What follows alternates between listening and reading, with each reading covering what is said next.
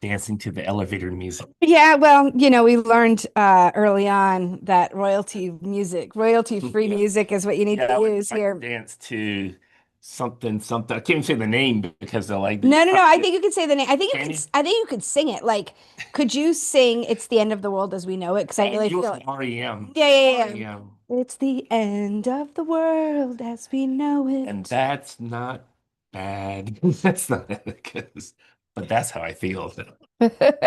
Welcome to another episode live stream of the Wicked Opportunity Podcast. This is Yvette Montero Salvatico. I'm Frank Spencer. You are you, and I'm so glad that You we're all still here remember together. my name, even though you've been gone for 60 60 days and days. 60 60 days. nights. I wasn't gone for 60 days. I was gone for 8 days. It did also personally to me feel like 60 days. But I was glad to see that I was at warm data training with Nora Bateson, Oh, name and dropper. Name dropper. she also made fun of the fact that it lasted for basically 9 days, which is a long time for PT training. And I want to know why 100 of you aren't at my training for three Exactly. days. Exactly. That's the question. We're gonna forget about what we programmed to speak about today. I want answers, people. I want answers. I want I want them answers. right now. Well, we're super excited to have you back. We're excited to Glad to be be back. back for another episode of our live stream. This is a fun one. It's the last one of this series. That's right. A year ago or so, we decided that this year would be focused on those 7 shifts, the wicked opportunities shifts that got us all started on this path in And terms of those wicked were really opportunities. fun podcast episodes that we did, have Yeah. been doing again now. They're more relevant than ever, and that's why we're doing Yeah, them. we originally recorded them in the 2021 season. That's right. There's a lot of parallels. There's something that happened in 2021. Something Um, similar. but what I was going to say is that what was really cool about those is we expounded on what were the 7 shifts Yeah. that had been created long before that even, and were in Mhm. Rotman Management Magazine and such. But we took those 7 shifts, which were basic, and said what specific things we're really dealing with here. So instead of like just from the past to the future, Yeah. we talked about things like we're talking today from the Homogenocene extinction to the anthropological regeneration. See, I thought it was homogenocene, but I'm good with both. I What did mean, I I, say? I don't homogenocene. Homogenocene, homogenocene, homogenocene. Remember when we recorded You see these which one podcasts, I feel like I really struggled with the terminology. And so we're gonna distill it. We're gonna drill it down. Never been more important to be talking No, about this, that's no matter how you say no matter how you it, pronounce it. it's never been more important. And I love that this was the last one. I think it's the last one on purpose. Obviously, it sort of wraps everything up. I do think when we originally started down this path with these 7 shifts, I'm looking for the map to bring it up. But Yeah. I remember when we planned all these out, it's we purposely were like, it's going to culminate in this particular episode or this particular wicked problem to wicked opportunity. So we use foresight tools like CLA. We were looking at this before the live stream started. And I don't know, this thing has so many new options for sharing. Hopefully that's right. But we were laughing because this our artist gave Sohail visual this time around, if you all can see I on the think it's the screen. only time in the map that Sohail got a Yeah, yeah, yeah. So it's visual. appropriate. I think the final one of the series. So you can see this was month 7 of the He 7 seems so shifts. happy. He Yeah, does. he's like, He oh, you're does. using CLA. That's Yeah. great. And I'm just gonna say that you and Sohail could be twins in this regard. Like, There's a little bit of like when you're doing graphic facilitation that you can sort of represent yeah, yeah, somebody, yeah. but they also could fill in with the other Yeah, person you're yeah, trying to yeah. represent. So And I look like I might it's be not wearing science, might be people. wearing the same shirt that I'm wearing. Oh yeah, Yeah. that's Go nice. figure. How Go about figure. that? That's Go great. figure. So yeah, so if you're interested in checking out this map and the podcasts, the original 4 podcasts that went into the creation of this map. You can check it out on my TFSX. As a member of the collective, you have access to this entire course, Thriving in Uncertainty, that we launched this year. And it's a curated grouping of these podcasts that we're going to talk about today. And you can see here, the first week we always do CLA, and then we did 6 degrees, and then we talked about the point of impact questions, and then finally moved into sort of the create phase and talked about like what does this mean to us as people and professionals. So as Frank said, these are really, I think, evergreen, these podcasts, these recordings, and certainly now this course that puts it all together. So if you haven't checked it out, I would encourage you to do so. Even They're if you're, evergreen and they're I mean, this is just a treasure I chest. know it's I really mean, look on fun. here. It's like hope theory and rewilding and indigenous knowledge and I'm glad we had these maps made evolutional science. And I mean, because this is a treasure it chest. is it is nice to be able to look at this map and sort of get an idea of what we talked about. But you could see here that in this particular month that we're highlighting in today's live stream, we were discussing the wicked problem of, I'm going to let you say it this time, Homogenocene. That's how you said it. Someone homo said it the way homogeneous extinction. Homogenocene, one or the others. Oh, okay. And I love the "this is fine" dog, which again, Yeah, that's what I was gonna say. It's like instead of him just saying this is fine, he's like, oh, the Homogenocene is extinction is fine. it's fine. It's fine. Everything's fine. It's fine. And this is this idea. You can read it on this visual. The parasitic. I'm going to put my glasses on, and genocidal approach to Homo sapiens' dominion over the planet's life-giving diversity through homogenizing consumption and subsequent depletion of biological, ecological, and cultural systems. So this is the wicked problem. We'll talk a little bit about unpacking this. You could, I mean, she did a great job. The monster with the endless growth and Yeah. all that. He's like the blob. We unpacked that problem, and then we wrote back to the wicked that we called anthropological regeneration, which we defined as the reframing of humanity's role in the natural co-design and co-creation of Earth's complex, interconnected, and biodiverse ecosystem, in which our species transitions from being destroyer to restorer. You know, I was gonna say you can see this, and I remember we discussed it too when we were creating this some time ago, several years ago, using the word anthropological in combination with regeneration. Because today you hear a lot about the Anthropocene. But if you're in the cool kids group, like, Dr. Marcus Bussey and Peter Hayward and all those guys, they can't stand this word Anthropocene. Nora Bateson, she was like, every time I hear somebody say the word Anthropocene, I want to vomit because all it does is it replaces. Yeah. It's like we're the problem, we're the solution that, Yeah. and just places the emphasis again on people. So, that's why Jonathan Rowson would say it's not really a pluricrisis or a polycrisis or a permacrisis that we're going through, because that places emphasis on the crisis and on the things, which is true. Yeah. But the reality is we're going through a meta crisis, and this term is distinct from the other ones because it suggests that this is a mind, heart, soul problem, and it's not a oil government inequity problem, which it is, but that's why those things happen. Yeah. So everything's connected to everything else. I just returned from the warm data training, so you could tell. We'll talk more about that here in a minute if you're interested in learning more about that. I think, looking back to this particular shift, wicked problem to wicked opportunity, which of course is still very much an issue as we sit here today in 2025. Right. Something very fundamental comes up for me, as we talked about in the pre-show, which is this idea that we have a tendency often in foresight and futures thinking, even in strategy and change management. I know many of you come from these other professions and you're using foresight as your operating system, and that's great. And so, but our tendency in some of these fields, in part because we're frustrated with the systems that exist and we're trying so hard to get people to realize something has to change. It comes from that, I think, frustration and desire for change that we often lead with fear.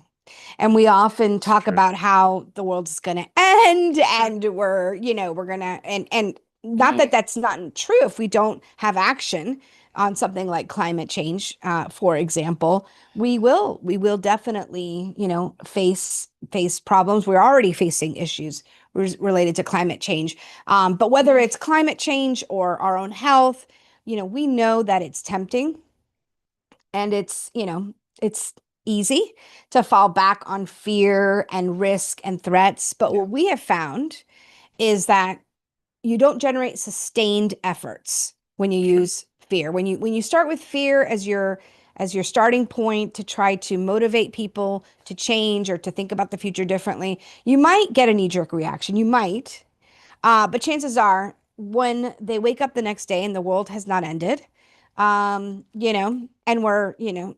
don't feel like their day to day is different in any Mm, significant way, they're gonna fall back onto old habits. I think we could talk a little bit about how we form better habits as futurists and how we can get people to form better habits. I want to talk a little bit about this idea of a 30-day challenge here as we get into today's live stream.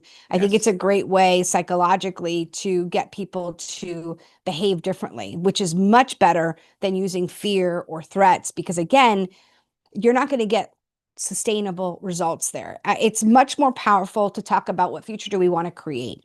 And this is an inherent and it's a core Yeah. DNA of Wicked Opportunities as a That's brand, right. as a mindset, as a perspective, which is complexity is not the enemy. Hmm. Our incredible earth and our species are not the enemy. Believe it or not. Believe it or not, no matter what you've heard, That's we're right. not the enemy. Yeah. And this self-loathing that we're beginning to promote and have been promoting is not helpful. It's not helpful to anyone.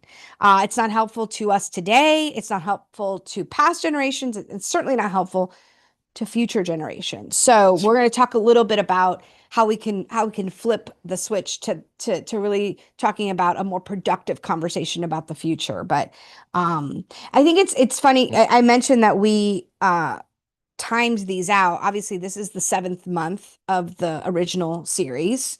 So it's seventh or eighth month because we had an intro one of the live That's right. stream here. So we That's find right. ourselves in September. By the way, I think we just jumped into this, and maybe you're wondering, why is there a witch behind us?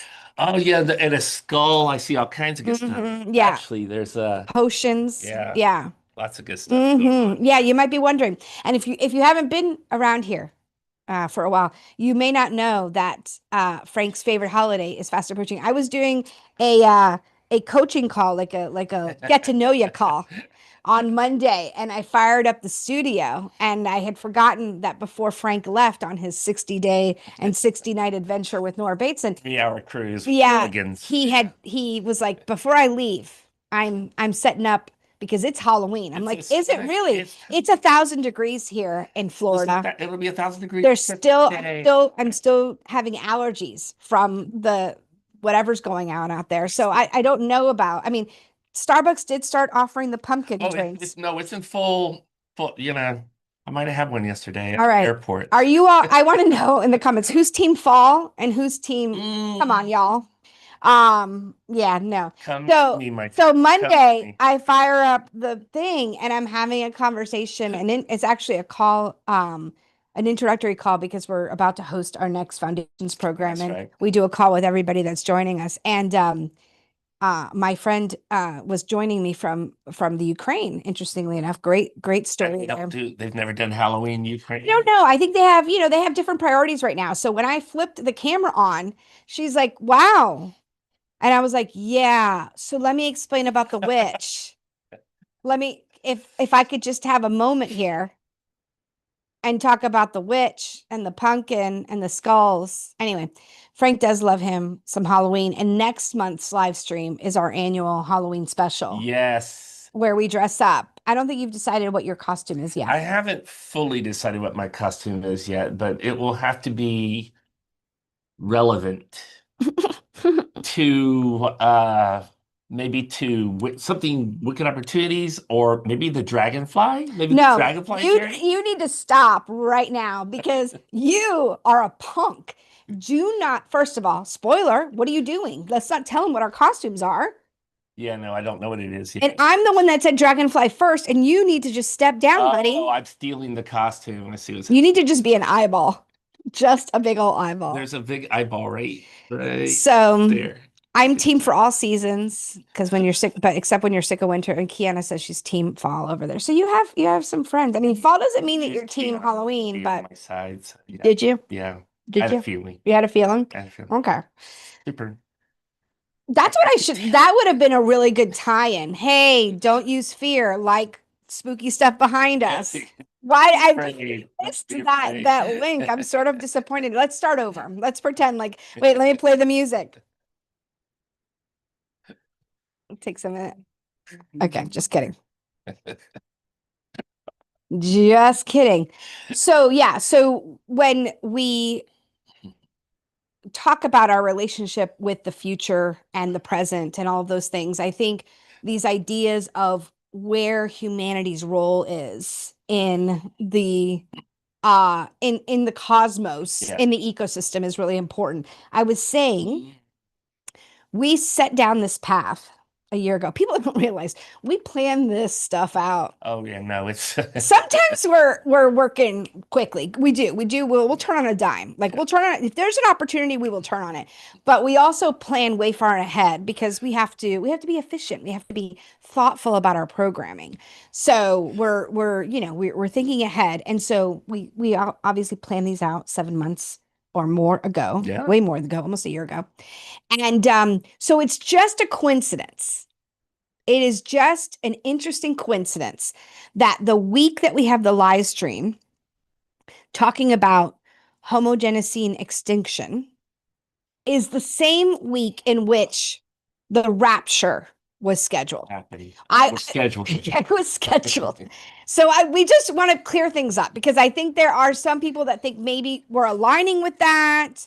We're mocking that. We are going to mock that, but we weren't when we scheduled this. We're going to mock it now, but we weren't back then. Right. No, well, just because you plan things doesn't mean at the moment other things. A lot of things happen between the time when you plan something and when they actually happen. Yeah. And so you can't just be like, wow, nothing happened. It would be as if you planned something 7 months before COVID. COVID took place and you never mentioned it when you got it. No, No. sorry, this No. happened. Yeah. And for those of you who aren't aware, this past week, the rapture occurred, or rapture number nine, as they call it, because I saw somebody on, I think it was TikTok, saying like, "Hey guys, this is not my first rapture. I've done, I did one in 1998, I did one in 2001." Also, By the way, I used to be a pastor, for those who don't know, for many years, and so it's good I know info. the rapture all too well. Yeah. So I think it was a US only rapture, which Yeah. which really destined it for failure, quite honestly. Because I'm sad it didn't happen. I was gonna say, aren't we in a global economy? Can't we just recognize that it's nothing's gonna be US only at this point? But yes, so we were cheering the rapture on from the sidelines here, thinking we were gonna clean up some issues. Sadly, it's not what happened. As we know, everybody's still here. I saw so many interesting takes. People like literally an Uber driver was like, "Oh my God, I just picked up this couple. They think it's happening. They're starting to give away their stuff. They're giving me all their stuff." And That's, I don't know I if it wish was I a had real. met someone. Here's my house. Anyway, what You is turn this? around in the back of your Uber and there's just like the pants laying in the back Yeah. seat. They're gone. I think one of my favorite things about being a futurist is that I find connections and meanings pretty much everywhere. And so I find this idea of the rapture, it's fascinating, quite honestly. I mean, let's just acknowledge that it's sad, it's scary, especially if there's children involved. And Yeah. religious psychosis is nothing really, honestly, to joke about. So, but in looking at this, I do think it's a very interesting topic in that if you buy into this idea of a rapture, whether, through your religion or through whatever you believe that, we're our time on this earth is not the time that we need to be focused on. We're just buying our time here Yeah. until we go Yeah. to the real great place, right? Yeah. What, how does that vision of the future, right? Because this is about foresight. They don't know it's about foresight, but it is about foresight. Uh, How does their vision about the future impact the decisions, the actions, and the beliefs they hold right now? yeah. It absolutely does. Yep. It absolutely does. And it's Yes. absolutely critical to this conversation about humanity's role and what we perceive humanity's role to Yep. be in our ecosystems, in our cosmos, in our world, and ultimately how we set up governance, how we set up systems, how we set up social structures. It's all going to be defined, at least in part, or directed based on the totality of these belief systems, right? So if there are even a small swath of people that are like, I'm just making my time here. Yeah. Uh, oh, forget the religious connotation of I'm here to have dominion over Yeah. the earth, right? Because that's, a separate but analogous sort of belief Very system, analogous, right? actually. Yeah. I think it's analogous in the sense that, obviously, if our belief system is, I'm trying to find the best way to put this because remember, I've probably preached on this many times before in some Go other ahead, life, stand up. Will you feel in comfortable some if you other stand up? lifetimes. Let me get you a guide. You could pretend it's your Don't Bible. have my pulpit here. But in Genesis it says that we're to be fruitful, multiply, and have dominion over the earth. And if you interpret that, that's what I think I want to say. If you interpret that here in 2025, Yeah. 2,000 years removed, 6,000 years actually removed from when it was written, and what it meant in the context of, and what the word actually means in the context of when it was written, by who it was Yeah. written, for the reason it was written. And you take that to mean that, just as believers in God and its religious followers, that we are supposed to just sort of use the earth, use it up, use its Hmm. resources up, Yeah. because we're going to go away anyway. Yeah. So these are analogous because Yes. it's like use it until, if you don't use it, you'll lose it. Use it while you got it, Right, right, right. then go. Yeah. And there's a very different perspective of being stewards over this thing that was created Yeah. by God or the cosmos, or Yeah. whatever the case might Yeah. be, and being intimately connected to it as a part of life. Yeah. And those are two different perspectives that make two different futures,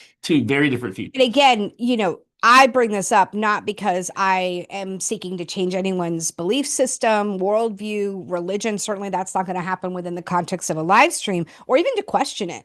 My point is to say one of the most critical parts that we share when we are introducing a new group to Foresight, or whether we're talking to our advanced group that joins us for the retreat, every couple of years, transformations retreat, um, is this idea that how you think about the future directly impacts the actions you take in the present. And the future is not about the future at all, it's about today. This is a great example. So, again, I'm not looking to change anybody's beliefs. If that's what you believe, go for it. But as futurists and foresight professionals, that link is so powerful. And it's where, Yeah. for those that are open minded and are willing to learn, unlearn, relearn, even in small ways, by introducing new myths and metaphors as we do in CLA. Yeah. I don't remember what the myths and metaphors were going back up here. I'm not going to bring it back up here, but we Those are talked some of the about ones I was reading. hope theory, yeah, Snyder's cradle to theory. cradle, Mm. solar punk, As opposed to, cyberpunk, more dystopic sci-fi, yeah, solar punk, more yeah, hopeful sci-fi. yeah. So yeah, those And kinds the of idea things. of the elegant existence. That's So, right. again, these narratives, these stories we believe about the nature of existence, these visions of the future, often held unconsciously, That's heavy. subconsciously, Yeah. are what are directing our day to day. Period. Period. So part of what we have to do as futurists is uncover what those are to begin with. This is why the tool of CLA is so powerful. So powerful. What you just said, I got to repeat it again. It's so heavy. It's the what you believe about the nature of existence determines how you're going to be a futurist.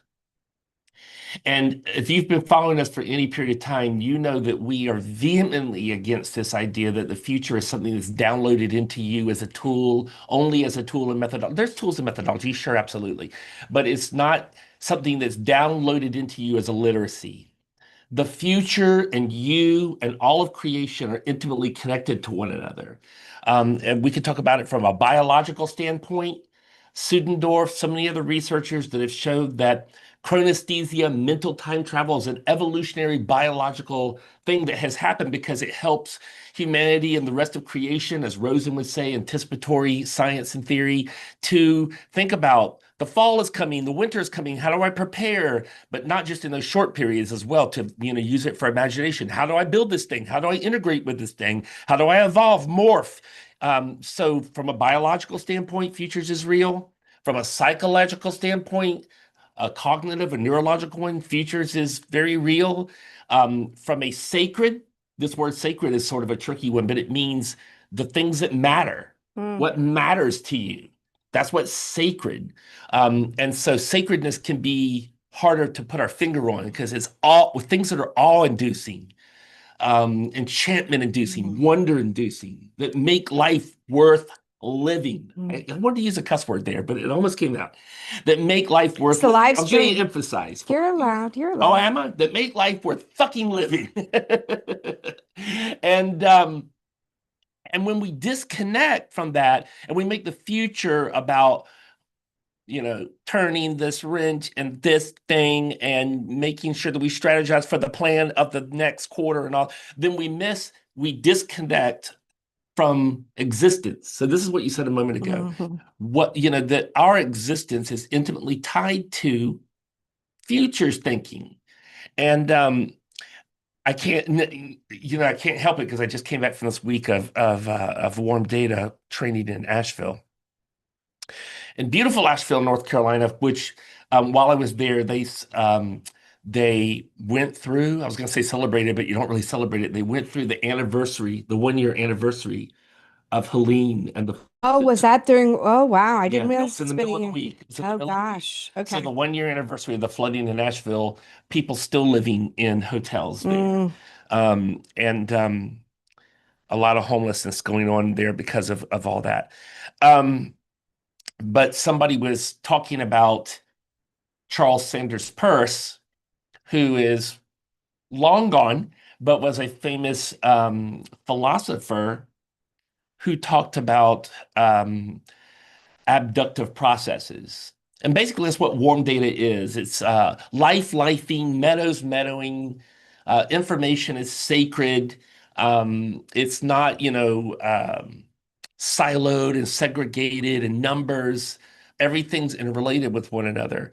But just to wrap up this part, I was floored because somebody said, you may not know this, but Charles Sanders Peirce, who is this heavy thinker about abductive processes and, and phanopoiesis and, schismogenesis and all these words, said that in all of his studies of evolution, the thing that Darwin got horribly wrong is Darwin was onto something as things evolve. Evolution's a real thing, but that he was making it almost into this mechanistic thing. And he said the fundamental element of the universe is what he termed evolutionary love. And that is very different from a different view of existence, one that's mechanistic or one that also just wants to have dominion and fly away. Evolutionary love means we're all interconnected to everything, and this ties directly back to anthropological regeneration.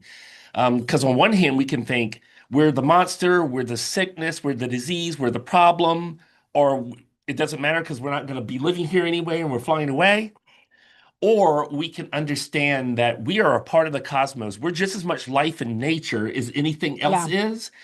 And that this separation mentality that we have about so many things that you see happening now with AI, as a matter of fact, is what causes the double binds, the schismogenesis, the separation that dissolves our connection to evolutionary love and therefore dissolves a really powerful way of thinking about the future that we don't even hardly practice enforcement and features taking very much because we practice it very much from a corporate extractive, exploitative way of thinking that leads to this homogenocene rather than seeing ourselves as part of the regenerative process. I was going to say solution, but I don't like using that word because I think solution is really connected to um, colonial settlerism again. It's like I cause a problem, I make a solution. I cause a problem, I make a solution. You never get out of that loop. It's not about problems and solutions. It's about being. It's about being. So for those of you with the Wicked Opportunities bingo card, he did mention AI in a negative light. So, but you can go ahead and log off if that's what you were waiting for, because pretty much every episode. Right. So just to recap, we can have this perspective of trying to get our folks to fear the future and hope that that will generate action. But we know that's typically not successful, at least not in the long term. We can have a perspective of like, we are only here for a short period of time, and so who cares? And or we have dominion over the world. And again, those visions really do impact. The other one that you touched on that we didn't really drive deeply into is almost the other extreme from the idea of we have dominion over the earth. And that is that the humans of this earth are the worst thing that could have ever happened to it. Right. And I just want to touch on this because I think that misanthropy. Yeah, I think so much, and you've said this in the past, so much of our issues today, whether it's with AI or a host of other things, have to do with folks, and I think a lot of them are well-meaning, and it's just like it's like a counter reaction to this idea of dominion and feeling like we are, the world is here to serve us, right? And so in reaction to that, people think not only is that not true, but we're the worst thing that could have ever happened to this earth. Disease, where it's like in the Matrix.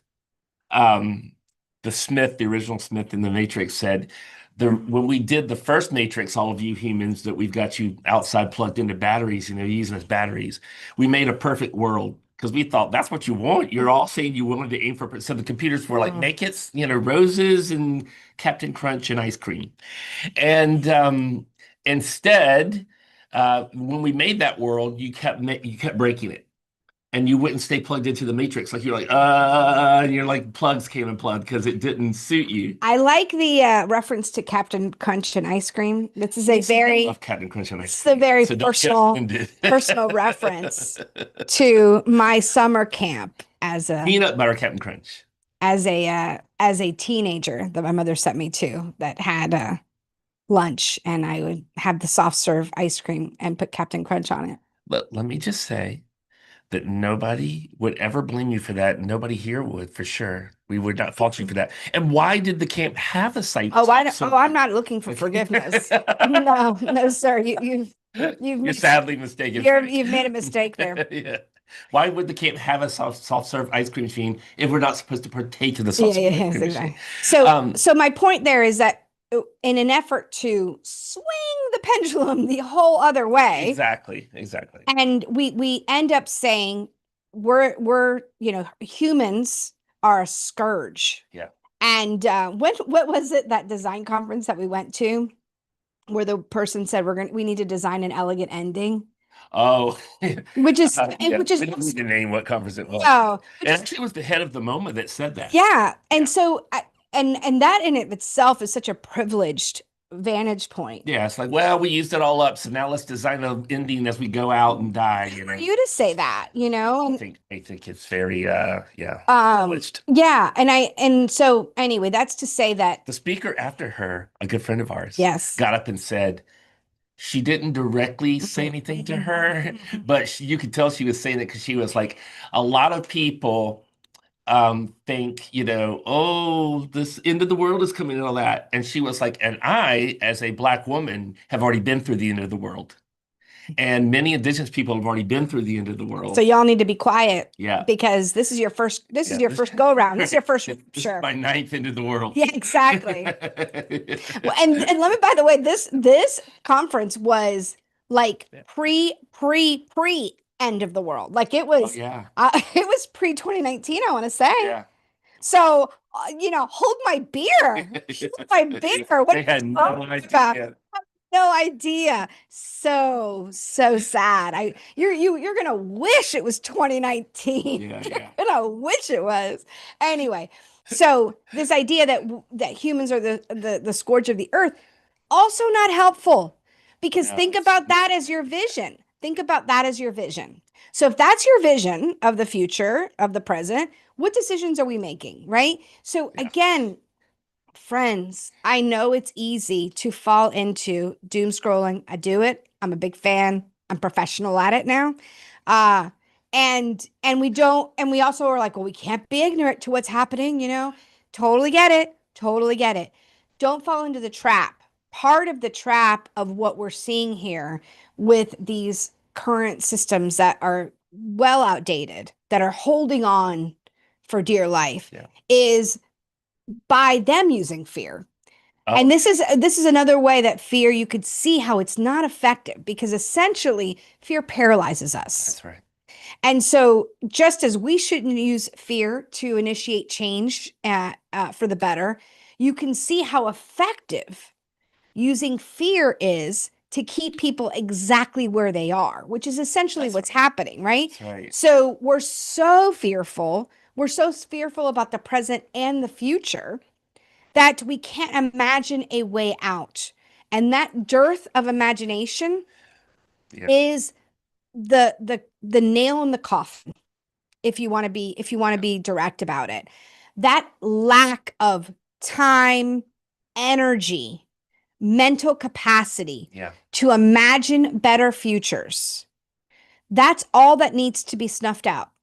If you snuff that out Mm, of a population, of a group of people, if you prevent people through either their, taking their attention elsewhere, through making it so you're in a capitalistic system where you have to work a zillion hours, mm, through not allowing them time and space to enjoy nature and the environment, through those yeah. mechanisms, those are purposeful. Three. Oh, that's so powerful. It's perp. There is a feature, not a bug, of misanthropy set into the system. Absolutely. And it doesn't allow us the space to imagine a way out. And when you make humanity and humans the enemy, what's the answer there, Yeah, friends? The answer is the same as the rapture, or it's the it is the rapture. it is So the so we're back, circle back around. It all goes back to the rapture, I guess. Like, what I, are we doing? What how can this world be so bad that people are like, yep, pack it up, we're headed out. I'm not even gonna have clothes on when I get sucked up into heaven. What is happening? yeah. I actually wrote it in the show notes before we started that because again, this past week there was a lot of talk about the scientists that created the science of eugenics. And Mm, when we hear the word eugenics today, we think about this very horrible thing. I don't even want to say what it is. You know what eugenics has come to mean today, but it's not actually what it originally was. It originally was, and believe me, this is no better. yeah, don't get too excited. Don't get it twisted. Don't get it twisted. It's like the ice cream and the Captain Crunch. Lord. Don't get it twisted. Um, that the scientists were like, oh, now that we're onto genetics, what we need to do is we need to work towards creating the ultimate human. What could go wrong? Um, and what that, the flip side of the coin is, and get rid of those, that's what Yeah. eugenics has come to mean. Let's get rid of the inferior. Yeah. But it was before, they were like, no, no, no, we're not talking about killing anybody off or anything. We're talking about just making everybody great. And if Again, you, again, making everybody great again. Um, so what you just said is interesting because in that sense, we've got a religion that believes that this past week we were going to fly away, disappear, fly away into heaven yes. to escape Yep. because largely of misanthropy, because we know that most religion is like, you're bad, something's going to fix you and you'll fly away. Yep. Humanity's bad at its core. That's the synthesis. Yes. Yeah. Mm. Is that not also exactly what AI is doing? In that sense, AI is a type of rapture. It's just not in the same religious clothing. But it says humanity is base. Us talking to each other and having relationships sucks and it's not fixing anything. Not We efficient. need some kind of higher order intelligence that we will all be like fly up into and we will surrender everything to, and our clothes will, we'll Well, just be eventually our clothes will we've be, already surrendered our data to it. We've yeah, already surrendered. We're going to be surrendering our livelihoods. We're yeah, going to be surrendering our yeah, autonomy. yeah. And yeah, and it is because of course the computer's smarter than the humans. Obviously, I mean, it's a obviously, supercomputer. it What are you doesn't talking need to about? be. Why would you even debate this? Who needs to think about it? So the way I explained eugenics to you a moment ago, or either definition of eugenics, they'll make people great again, or well, we're gonna have to get rid of some of you, probably a lot of you, Hmm. right? Is AI not eugenics? I mean, how do you not see AI as eugenics, right? Yeah. And the reason I'm bringing this is very important to this podcast, is because the answer is not AI. The answer is not a rapture. The answer is not fear. The answer is not eugenics. The answer is not misanthropy. The answer is an anthropological regeneration. We have to see ourselves as being a part of the cosmos, and we need to see the whale in the tree as being a part of the cosmos and important. And I'd rather talk to a whale in a tree than to AI any day. And so we've spent billions of dollars trying to build this machine and no money at all to save the whale in the tree. Not only that, we're spending billions of dollars and all of our drinking water. Yeah. What are we So, doing? so yeah, water that contains all of this life. You are 90% water. Your body's 75, 85, 90% water, right? And it's like we don't even care. This might sound corny, but it is so fundamental. And again, what I'm trying to say is when we get that heart set and that soul set that we are nature, then refocusing on our relationship to one another and to the cosmos, that's the answer to the future. Absolutely. That's the answer to the future. I'll just read a little bit from the description And of I today's know, live let's stream. see how many people dropped off concurrent viewers. Oh, nobody yet. That's interesting because I thought for sure, because I'm sure there's a lot of people. I sat next to a gentleman on a plane yesterday and I could tell what he was doing. He was going through all the videos. He was building a little AI consultancy. He probably knows very little about AI. He probably wasn't, maybe he was, but I don't think he was. He wasn't probably an actual AI programmer or whatever. He's among the thousands and thousands of people right now who are like, well, I guess it's AI, so I'm going to build an AI. I'll tell people how to use an LLM or whatever, for my consultancy. Speaking And of it's like, just so speaking sad. speaking of I wish it was 2018 again. I lament that we were so hard on the metaverse. Can we bring the metaverse back, Yeah. please? Because Where the metaverse go? it was way better. No, I mean honestly, you bring up obviously really, really important points. I think you even mentioned when we were prepping here that this Oh, description I love this really brings it description. home. This idea of instead of reducing the human experience to metrics and markets, right? Which is essentially what AI is doing, what a lot of our systems are doing. And we're told to do because, like, we chose the scientific management Yeah. pathway, Yeah. the Fred Taylorism. I'm going to let you continue here, but Yeah. it's like we chose this pathway of making everything into a number. Numbers are the only important thing in the universe. We're a number, you're a number, I'm a number. Now, what do we end up with? You're being analyzed, you're just a piece of data. We're going to control humanity. If your numbers, Analytics. I mean, it's if just your numbers, awful. It's just awful. then absolutely this new technology can supersede us because again, we're not that special. Apparently, we're not that special. We're a scourge. We're a scourge on the earth. Neither is the rest of life. Yeah. The only thing that matters is something is a thing that's non-abductive, non-lifing, non-meddling that we created and we're not going to be caught up into. Yeah. So instead of reducing the human experience to metrics and markets, we can revive what makes us truly human. Let's talk about what that is: empathy, story, ritual, diversity, and belonging. We're not Yes. talking about regeneration just in the form of how it's used within nature.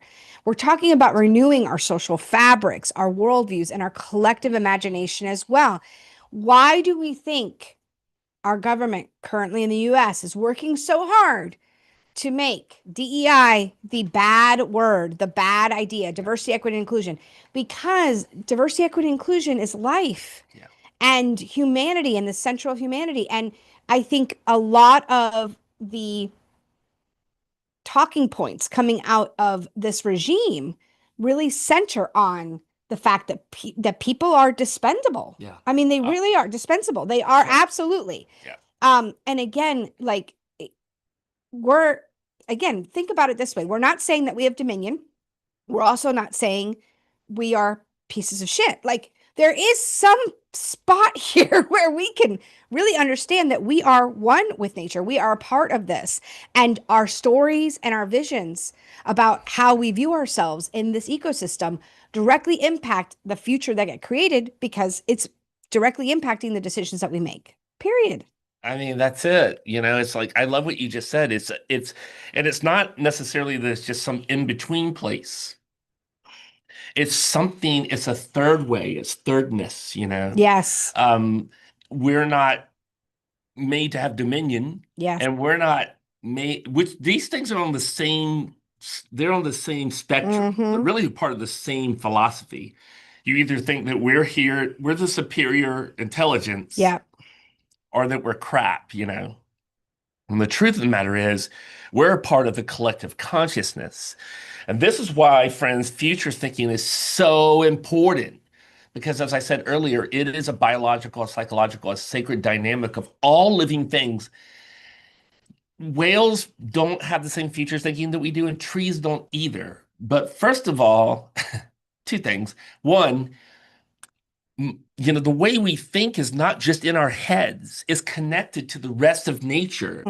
Uh, Again, I'm sorry, but I was just at the warm data training and I can't help it. Although we've talked about this many times before, Yeah. Gregory Bateson's theory of ecology of mind was very similar to Valera's, the famous Chilean philosopher who made up the concept of inaction and active processes, which is my mind is not just in my skull. My mind is, Yvette is a part of my mind. Mm. And the environment is a part of my mind. And when I walk out in nature, it's a part of my mind. That's why they're making AI. They want And to separate you from mind. and may I say, the internet Is is a part part of of my mind. mind. And that whole conversation is very interesting right now because there's been a pretty substantial wake-up call, not for us, but for a lot of the population recently, that the things that happen online in back rooms, in That's chats, right. have a direct impact and Yes, have been having a definitely. direct impact on our physical world. And so they are a part of our mind. Yeah, And those people that you interact with are creating a culture that doesn't just stay in the interwebs, yeah, it emerges. that's right. And this is why we're not saying to ignore these technologies. We would never say that as futurists, but it's like the pendulum. It's also not going to be our savior. AI will not be our savior. None of Just these won't, technologies will. because it's not abductive. It's not connected to the rest of the ecology of mind. It is literally created to be separate from the ecology of mind. And It's not even a good carbon copy it's not of even a like good what's carbon happening. copy. It's not Not, even. and it never will be. Now, it may in the next 1, 5, 10, 20 years become this thing that's like, because we already think it's alive, Yeah, I which know. is crazy, but it may become this thing that's like hard to deny that it's alive. And Yeah. it still isn't. It still isn't. It's abductive. And as Nora said this past week, she goes, I really just don't want to live in a world with AI because I'm more concerned about Right. living in a world with you and with whales and trees and the stick bug and the seasons and the Yeah. cosmos. As Stuart Kaufman says, the biocosmological processes that have infinite ability to create adjacent possibilities that these machines never will. So this wasn't an anti. We're using this as an example over and over again. This was not meant to be an anti-AI. Super Yeah, so topical. Yeah. obviously Yeah. it's a relevant piece, Yeah. and I think getting back to the actual piece here is like stop hating on humans. We had this amazing GFAC speaker, Dr. Lila June Johnston last Yeah. year, Yeah. or earlier this year, last year, I can't remember when it It was was, last year. last year, and this is her message Yeah. largely. Yeah. Yeah. She's like, she sings these indigenous American, not really American, it's like, indigenous Turtle Island. They wasn't Yes. American. They're not indigenous Yes. Americans. Yeah. Um, songs, to nature and to the cosmos and getting back to that. And that's the future. And she understood what we were doing as future thinkers because she doesn't call herself a futurist, but she's like, yes, this is where we need to go. Is like to realize that, as Carol Sanford, the late Carol Sanford would say, that nature is a word that we made up to separate us from it. Mm. And we use it that way. Have you been out in nature lately? Yeah, you have, because you are nature. You are You're in it nature. right now. Yeah. But the more they can disconnect you from the rest of the ecology of mind, the more your futures thinking gets tilted Yeah. towards tech, tech, tech, tech, tech, only tech. And tech is Yeah. important, but it's not the most important thing. And it's definitely not the only thing. I- All of this is so important. And that's why I just want to give yeah. this thought really quickly, because I think this is really important for one thing that we want to say as we wrap up. There's some opportunities for all of you. That futures thinking only can be futures thinking when it includes everything that should be in the future. And when we make futures thinking just about the future of work, Yeah. there is no future of only work. Work is connected to neighborhoods and relationships and money and Yeah. that's war and data. You can't say there's a future of healthcare. Healthcare is related to mental states, and that means it's related to how people live and make a living, and therefore how our communities are constructed, and whether you have enough connection with nature. And there's no such thing as just healthcare. Yeah. The same goes for education and learning all of these things. And so, um, if you care about futures thinking and you care about foresight, then you have to understand that futures thinking can't just be this thing about planning or strategizing only. It has to be about including everything and everybody, or we're not talking about the future. Yeah. I was just going to say that we talk a lot about in our practice that the future is not about technology, it's about people. That's right.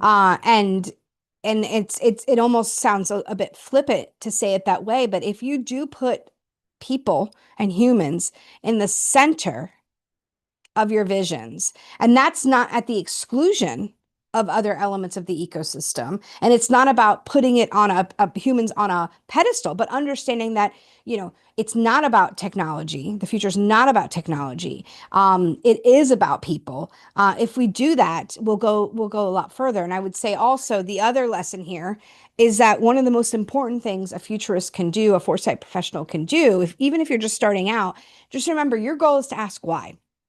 Why are we seeing this narrative being pushed about AI? Why are we seeing this sudden Yeah. popularity of these tools? Ask yourself why that's what we're seeing across mainstream media That's right. and really question some of the trends that you're following and ensure that they're truly what's emerging and not just what's being populated or made popular by the dominant That's narratives. right. The dominant narrative. And what is that dominant narrative? I often call it the five evil E's: erasure, exploitation, extraction, extrapolation, exponentiality. And so when you think about those five E's, it will help you to understand that future thinking has to go far beyond that. I know we're wrapping up. I want to say this really quickly because I think it relates to what you just said. Lululemon was a client of ours not long ago. Lululemon. If you think making pants and shirts for people is important, and I would agree with you, textiles, fabrics, Yeah. clothing, that's an important thing, right? Then it can't just be disconnected from the rest of nature. If you want Lululemon, if you want to be a good futures thinking organization, then do yourself a service. You'll be so much more powerful as an organization if you connect futures thinking this way, rather than just like, how can we sell more this quarter and how can we, because you'll be a really powerful organization in textiles and fabrics and those things if you're thinking about this in a much more holistic way. Disney, if you want to entertain people and not pull Jimmy Kimmel off the air, et cetera, then think about what it means to be an entertainment company that is giving life to people, true life to people. They will buy into that if you think that way. If you're just trying to be another company, then you're shortchanging yourself and the rest of humanity, and your future thinking will not be as powerful. And I could go on and on Can and you on type here. the five E's, please, here in the chat? I can while you are Yes. wrapping So us up. I want to talk about what does this mean for us going forward, and how can you, as a foresight professional, a futurist, just someone who like cares about creating better futures, how can you begin to, challenge the dominant narratives and to shift people's perspectives?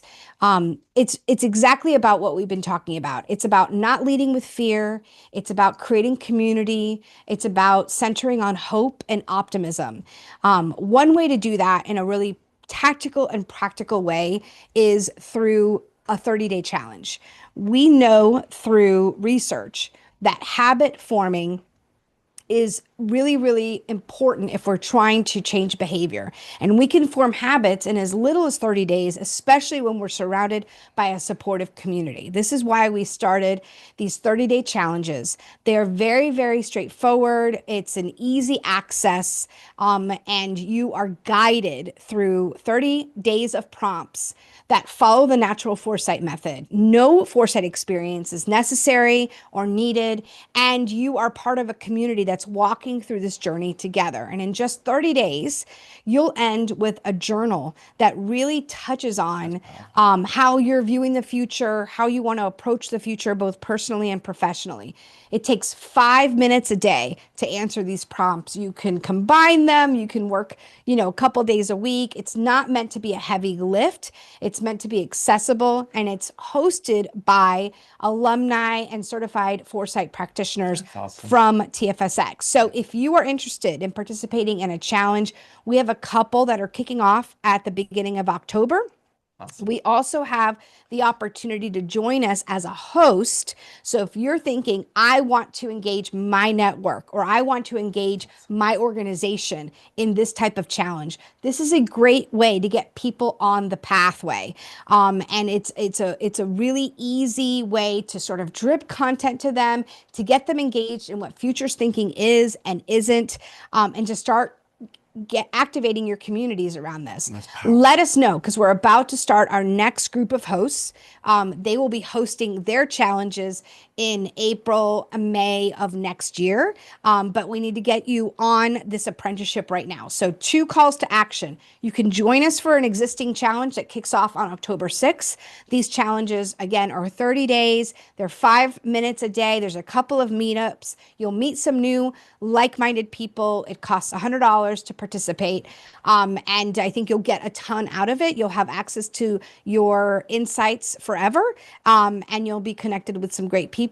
And if you're ready to become an apprentice, if you're ready to apply futures facilitation skills in a safe environment, coached and counseled by us, then join us as a host.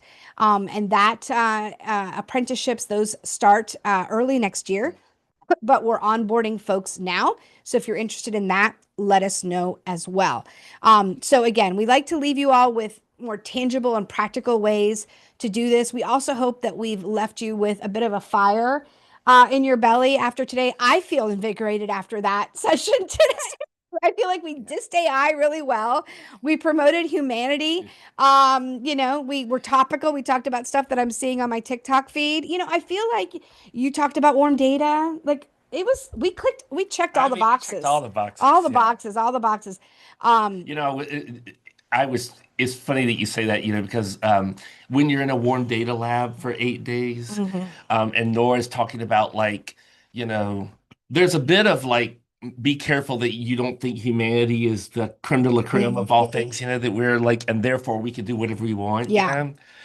But also at the same time, it's just very clear. She's look at the 100 of you in this room. I love all of you, and our connection is so important. Her online version of this, it only lasts for 3 days, but it's broken up over time. It's called People Need People. People need people. People need people. Yeah, it's what's in an old 1970s? Sure, I'm pretty sure. Hands across the world, Coca-Cola or something. Yeah. Well, Beautiful. as we said, we love spending time with you all once a month. Our next session is our special Halloween session. Come see us October October 30th, because we can't actually do it on Halloween because Frank spends an entire It's a 24 hours high holy day. getting ready for the celebration and to scare children in his neighborhood. But October 30th, Children need to be scared. we will be back dressed up. So check us out then. Until then, if you're interested in more discussions around warm data, I would encourage you to join the Dragonfly Journey as well. There you go. You get access to that and all the media on our site, as well as our extensive toolkit by becoming a member of the collective. Nicole had provided that link earlier. That's right. So become a member of the collective. A year-long membership will run you about $165 and give you a lot of access, including to this course, the Dragonfly Journey, and lots of other things. That's So like $16,000 worth of, it's $165. And yeah, and so in October, obviously, we've got our next Dragonfly Journey coming up, but already people are just, discussing on in my.tfsx the things, and so hope to see you there. Yeah, hope to see you all there. Take care, everyone. Stay safe. And I guess we'll see you at the next Rapture. I don't know. Maybe not. Yeah, Maybe not. Rapture number 10. Yeah, really.